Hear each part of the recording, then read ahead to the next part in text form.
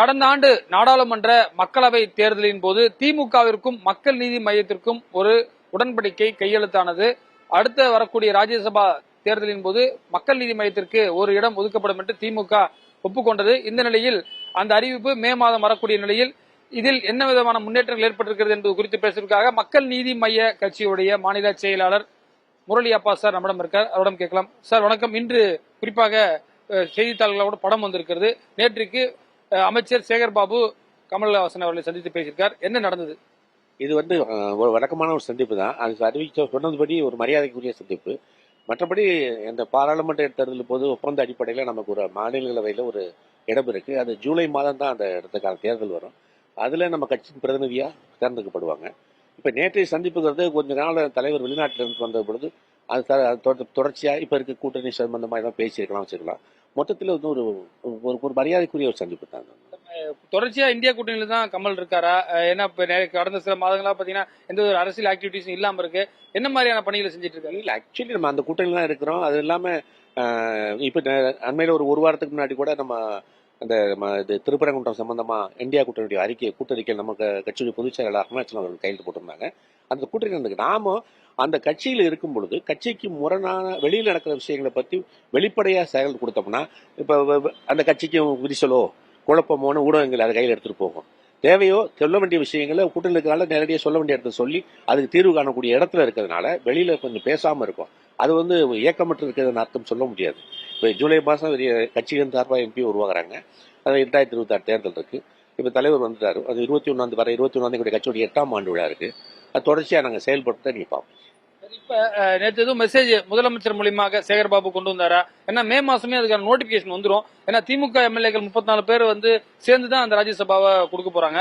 அதுக்கான பூர்வாங்க பணிகள் தொடங்கியிருக்குன்னு சொல்லலாமா? இல்ல, இதுல ஒன்றும் செயல்படுத்துக்க வேலை. மே மாதம் அறிவிப்பு வந்த உடனே ஜூலை மாதத்துக்கான எலெக்ஷன் நடக்கும் பொழுது திராவிட முன்னேற்ற கழகத்துடைய எத்தனை எம்பிக்களை தேர்ந்தெடுக்க புரியுங்கிற கணக்கு இருக்கு. அதற்குள்ளதான் நிற்க போறாங்க. அது ஒரு போட்டி இல்லாமல் கூட எல்லோரும் எம்பியா இருக்க வாய்ப்பு உள்ள ஒரு தேர்தல் அந்த தேர்தல். அதனால அதை பத்தி பேச ஒண்ணு இருக்காது. 4 மாத இடைவெளியில அவர் வந்திருக்க ஊருக்கு போயிட்டு வந்ததுனால இப்ப கட்சி சார்பு பேசிட்டு சில அப்டேட் பண்ணிருப்பாங்க. வேற ஒன்றும் கிடையாது. கிட்டத்தட்ட உறுதியாயிடுச்சு. இப்ப இந்த அவரு ஃபர்ஸ்ட் டைமா எம்என்எம் சார்பாக ஒரு ரெப்ரஸன்டேட்டிவ் ராஜ்யசபாவுக்கு போறீங்க. கமல் சாருடைய பங்களிப்பு எந்த அளவுக்கு இருக்கும்? நிச்சயமா எங்களுடைய நாளைக்கு அடுத்த ஜூலைக்கு அப்புறம் நான் மாநிலங்களவையில் எங்கள் கட்சி பேரை சொல்லி எங்க சார்பா போற எம்பி பேசுவாங்க. அது இந்திய அரசியல்ல ஒரு முக்கியமான இடத்தை வகிக்கும். அது இப்ப எங்களை பொறுத்தவரை கட்சிகள் எல்லாம் எங்க தலைவர் போகணுங்கிறது ஆசை. பட் தலைவர் தான் இறுதி முடிவு எடுப்பாரு. அப்படி எடுக்கும் பொழுது யாரை அனுப்புறாருங்கிறது அவர் தான் சொல்லுவார். அதிகாரப்பூர்வமா சொல்லுவாங்க. குறிப்பாக மற்ற விஷயங்கள் இப்ப விஜய் பாலிடிக்ஸ்ல ரொம்ப ஆக்டிவா இருந்துட்டு இருக்காரு.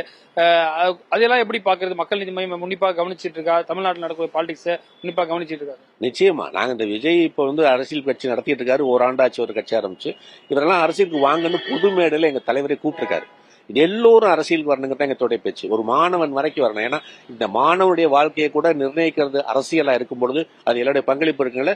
திரு விஜய் அவர்கள் அரசியலுக்கு வர்றது முக்கியம். அவன் வரும் பொழுது சில விஷயங்கள் சொல்லிட்டு வந்திருக்காரு.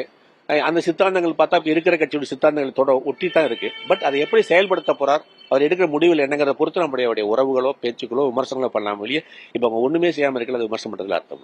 விஜய் சார் எதுவும் கமல் சார் மீட் பண்ணாரா? அல்லது அவங்க சார்பில் இருந்து ஏதோ பாக்குறதுக்கு ஒரு கட்டுச்சி அழைப்பு 2 பேருக்கான ஒரு நட்பு எந்த அளவுக்கு இருக்கிறது சார்? இல்ல, அப்படி ஒண்ணும் இல்லை. நம்ம இப்போ இந்தியா கூட்டணியில இருக்கிறோம். அவர் தனியாக கட்சி ஆரம்பிச்சிருக்காரு. அவர் என்ன செய்ய போறாருன்னு பத்தி இப்ப நமக்கு ஒன்றும் கவலை கிடையாது. நம்ம 26 எலெக்ஷன் மந்தத்தில் நம்முடைய ஸ்டாண்ட் என்ன, அவருடைய ஸ்டாண்ட் என்ன பொறுத்து தான் நம்ம ஃபர்தரா சொல்ல முடியும். அடுத்ததாக முதலமைச்சரை சந்திக்கக்கூடிய வாய்ப்பு எதுவும் இருக்கிறதா உங்களுடைய கட்சி தலைவர்? வாய்ப்பு சந்திப்பு இருக்கிற சூழலும் வாய்ப்பு நிறைய இருக்கு. இன்னைக்கு அமைச்சர் பார்த்துட்டு போயிருக்காங்க. என்ன பேசுனாங்கன்னு தெரியல. நம்ம பொறுத்த வரைக்கும் அந்த சந்திப்புல நீங்க போட்டோ இல்ல அது தலைவர் பொதுச் செயலாளர் இருந்தாங்க. பொதுச்செயலர் போட்டோல இருந்தாரு. பேசிக்க பொழுது இருந்தாங்களான்னு சொல்ல முடியாது இல்லையா? ஆனா விஷயம் என்னங்கிறது, நாம அந்த அலையன்ஸ்ல இருக்கிறோம். 26 எலெக்ஷன் வரப்போது திராவிட முன்னேற்ற கழகம் அந்த வேலைகளை ஆரம்பிச்சுட்டாங்க. அப்ப நம்முடைய பங்களிப்பு என்னவா இருக்கணுங்கிறத பத்தி தொடர்ச்சியா பேச அடிக்கடி சந்திக்க வாய்ப்பு இருக்கு. எல்லாருமே பல்வேறு விஷயங்கள் குறித்து நம்மிடம் விரிவாக பகிர்ந்திருக்க புதிய தலைமுறைக்காக ஒளிப்பதிவாளர் மதுவுடன் ரமேஷ்.